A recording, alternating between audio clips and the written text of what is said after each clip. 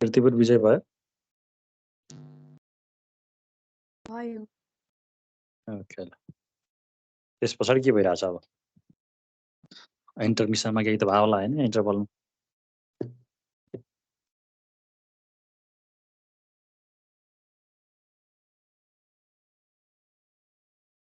कृतिपुरमा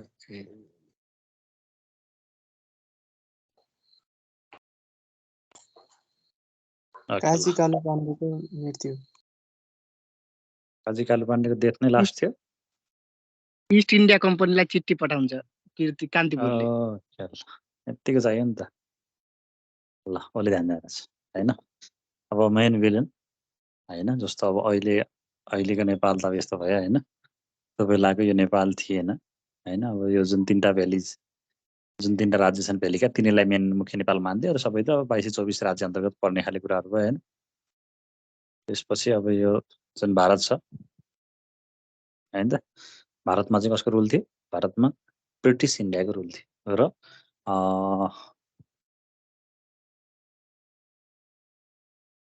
पृथ्वीनारायण शाहको जुन स्ट्र्याटेजी थियो भ्यालीलाई चाहिँ जुन यो उपत्यका छ उपत्यकालाई चाहिँ चारैतिरबाट घेरा लगाउने भन्ने जुन यो प्लान थियो यो प्लानलाई चाहिँ विफल पार्नको लागि यिनीहरूको प्रस्ताव कहाँ थियो भन्दाखेरि चाहिँ ब्रिटिस इन्डियालाई चाहिँ प्रस्ताव गर्छन् ब्रिटिस इन्डियालाई चाहिँ प्रस्ताव भइसकेपछि अब यिनीहरूले यसो सोचे हैन ब्रिटिस इन्डियाको त्यो बेलाको रुल चाहिँ के थियो भन्दाखेरि डिभाइड एन्ड रुल भन्ने यिनीहरूको मुख्य पोलिसी थियो हैन भनेको चाहिँ एक चाहिँ ठुलो राज्य भयो यिनीहरूलाई गाह्रो हुन्थ्यो पहिला सानो यिनीहरूमा चाहिँ टुक्राहरू बनाउने हैन यिनीहरूलाई आफैले लडाउने अनि त्यो लडिसकेपछि सानो टुक्राहरू बन्छन् अनि बल्ल चालो गर्न हैन अनि बल्ल यिनीहरूलाई निल्न सजिलो हुन्छ नि त त्यस्तो चाहिँ यसको प्लान थियो है तर यहाँ चाहिँ के भइरहेको थियो भन्दाखेरि यिनीहरूको जुन प्लान थियो त्यसको विपरीत काम गरेर गोर्खाले गरिरहेको थियो गोर्खाले चाहिँ अब दिन प्रतिदिन बढ्दै बढ्दै हैन सानो राज्यहरूलाई चाहिँ आफूले मिलाउँदै हैन यसरी ठुलो हुँदै गइरहेको थियो युनाइट गरिरहेको युनिफिकेसन तिनीहरूलाई त गाह्रो पर्छ हैन सानो राज्य भयो भने पो सजिलो तिनीहरूले चाहिँ आक्रमण गर्ने हैन त्यो हुन्छ त त्यो भइसके पश्चात चाहिँ के भइदियो भन्दा अब आफ्टर द्याट ल अब एट्याक गर्नु चाहिँ पर्ने भयो गोर्खालाई चाहिँ Gorkha is also a threat हैन हाम्रो लागि चाहिँ एउटा थ्रेट चाहिँ हुने भयो भनेर यिनीहरूले सिन्धुलीगढीको युद्ध घटाउँछ है सिन्धुलीगढीको युद्ध विक्रम सम्मत 1824 असोज 9 पनि छ 1824 असोज 9 गते के छ सिन्धुलीगढी वार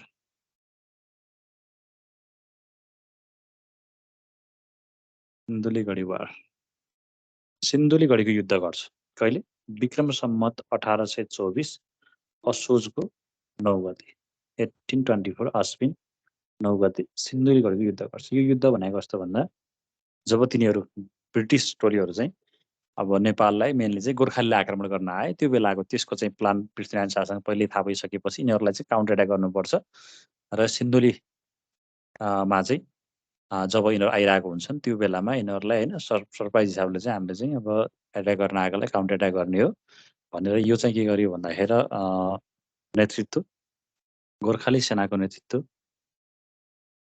वंशु गुरुङलाई दियो वंशु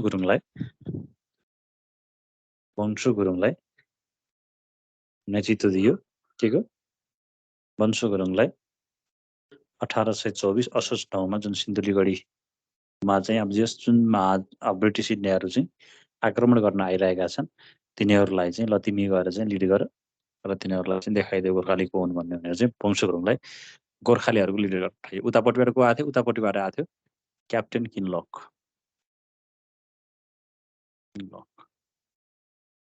वंशु गुरुङ उतापट्टिबाट र यता के अरे यतापट्टिबाट वंशु गुरुङ उतापट्टिबाट को थियो क्याप्टेन किनलक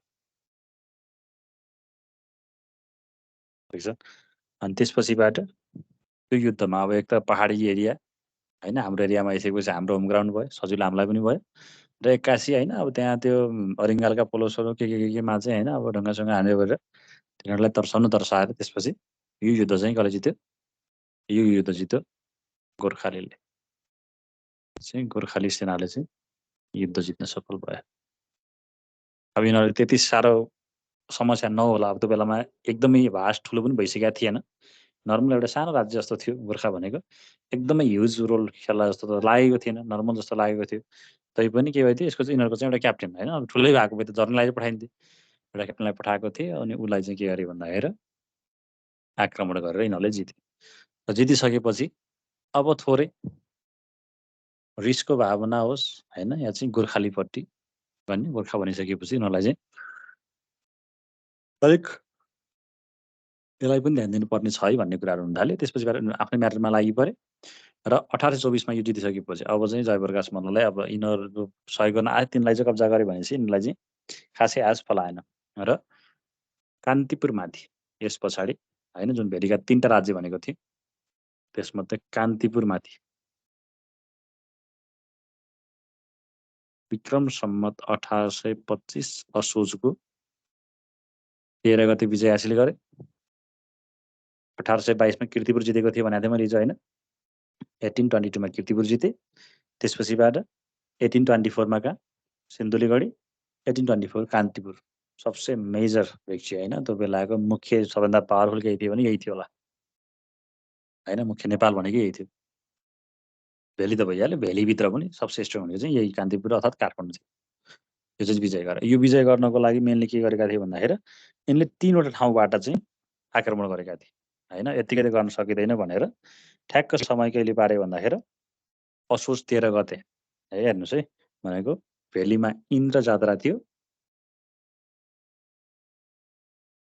इन्द्र जात्रा ठिक छ।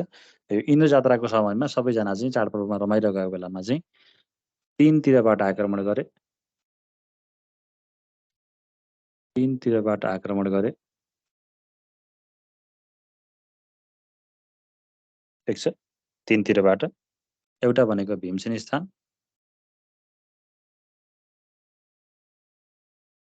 भीमसेन स्थान त्यो बसन्तपुरतिर छन् है यिनीहरू चाहिँ ठाउँहरू। अर्को टुँडीखेल, हजुरले सुन्नुभयो होला टुँडीखेल।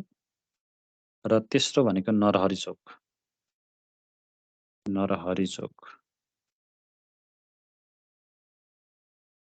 3वटा स्थान है, नरहरी भन्छ, नरदेवी भनौँ, नरदेवी चोक।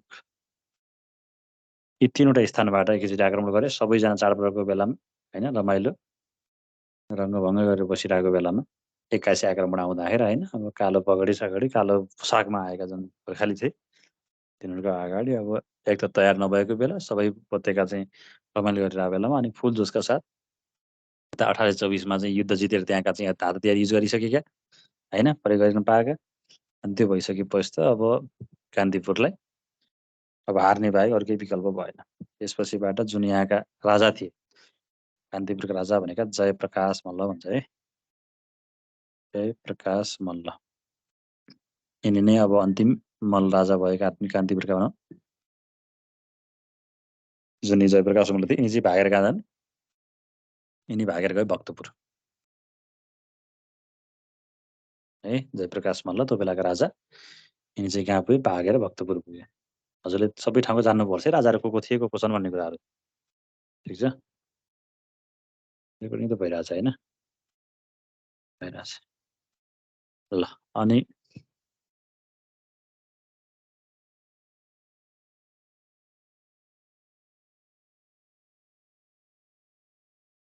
जयप्रकाश मल्ल, हजुरले यो 3टा ठाउँका राजाहरू यसो सम्झिनुहोस्, म थोरै ब्याक जान्छु। मैले 3टा राज्य भने, एउटा कान्तिपुर, अर्को भनेको पाटन, अर्को भनेको भक्तपुर। कान्तिपुर, पाटन र भक्तपुर, हेर्नुहोस् है, 3टा चाहिँ राज्य छन्, एउटा कान्तिपुर, अर्को भनेको पाटन, थर्ड भनेको भक्तपुर। अब कान्तिपुरमा चाहिँ खासमा के थियो भन्दा पहिला एउटै राज्य थियो ओभरअल 3टै भनेको भेली नै। यक्षे मल्ल भन्ने राजा थिए, यक्षे मल्ल, यिनले चाहिँ अब एउटा छोरालाई मैले ओभरअल एउटा भेली दिनुभन्दा होइन, ओभरअल यो सबै ठाउँको चाहिँ एउटा राजा बनाउने, अरूलाई चाहिँ के न के बनाउनु भन्दा बरु यसो गरिदिन्छु, मैले चाहिँ बाँडिदिन्छु, ल दिमाग लगाइदिन्छु, 3टै राजा भन्ने भन्ने भयो। यिनका चाहिँ 3टा छोरा को थिए भन्दा एउटा थिए राय मल्ल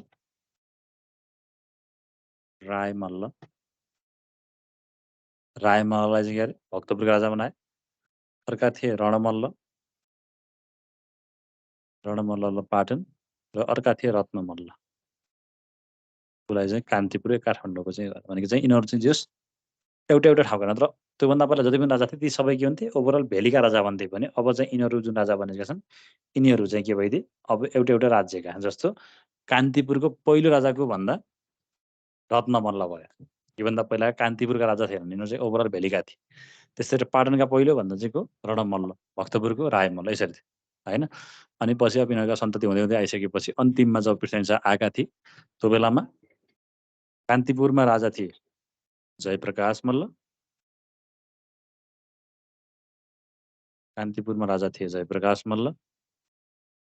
त्यसै गरेर पाटनमा राजा थिए तेज नरसिंह मल्ल,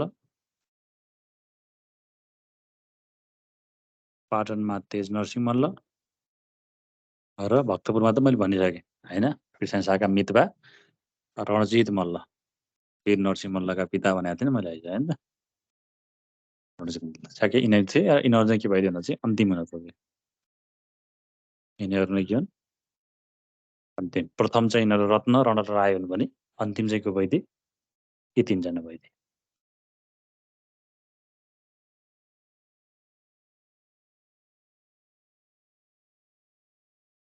ठिक छ। अनि अब जस पृथ्वी शाह आउँदाखेरि यिनीहरूको खासै भाग्य चम्किया रहेनछ भनौँ होइन। पृथ्वी शाहको पालामा चाहिँ राजा बन्नु परेको र के भइदियो जयप्रकाश मल्ल जुन चाहिँ कान्तिपुरका राजा थिए काठमाडौँका, तिनी चाहिँ भागेर कहाँ पुगे रणजित मल्ल थिए होइन। अब जस दाजुभाइका छोराहरू थिए होइन, त्यही भएर एउटा चाहिँ त्यो खालेको चाहिँ कुपअफ थियो होइन। ओके, त्यसपछिबाट कान्तिपुर विजय भइसकेपछि हेर्नुहोस् है, अब कतै 11 दिन भन्छ कतै 12 दिन भन्छ। ठिक छ। अब त्यहाँ चाहिँ के गरियो भन्दाखेरि अब आत्मसमर्पण गर्नु पर्यो भनेर पाटनलाई चिठी पठाइयो। ठिक छ। अनि अब कति अब एज पर राइटर हुन् होइन, डिफ्रेन्ट इतिहासकारहरूले लेखेको अनुसार अब नर्मल्ली हजुरले अब यो नेपाल परिचयमा जुन छ होइन अफिसियल नेपाल गभर्मेन्टले मानेको कुरामा के भनेको छ भन्दा अब चाहिँ दोस्रो राज्य उनले कहाँ जिते पाटनमा के गरे भन्दा 1825 असोज 25 को दिनमा 1025 असोज 25 को दिनमा पाटन विजय गरेका थिए है। त्यो कसरी भन्दाखेरि यिनले चाहिँ श्रीहर्ष पन्तलाई चाहिँ दूत बनाएर भनेको एज अ म्यासेन्जर के होइन, म्यासेन्जर दूत भन्छ, आफ्नो चाहिँ दूत बनाएर पठाएका थिए होइन। ल तिमीले चाहिँ यो खबर चाहिँ पठाइदियो, म्यासेन्जरको काम त्यही त म्यासेज पठाउने होइन। ल यो खबर चाहिँ पठाइदियो। अब पाटन जुन तिमीहरूले अलिक खतरिस राज्य भनेका थियो त्यसलाई त हामीले होइन हाम्रो अगाडि त्यो टिकेन। इभन हामीले ब्रिटिस इन्डियालाई चाहिँ अब रुवाइयो होइन, एउटा सानो राज्य छ पाटन, तिमीहरू किन दुःख गर्छौ भन्ने कुराहरू भयो। त्यसपछिबाट त्यो चाहिँ जुन प्रस्ताव आएको थियो त्यसलाई चाहिँ स्वीकार गरेर आत्मसमर्पण गर्यो भन्ने छ है। राजाले मानेका थिएन, अरू जनताको त्यो उसमा प्रेसरमा आइसकेपछि आत्मसमर्पण गर्नु भयो, अरू विकल्प भएन।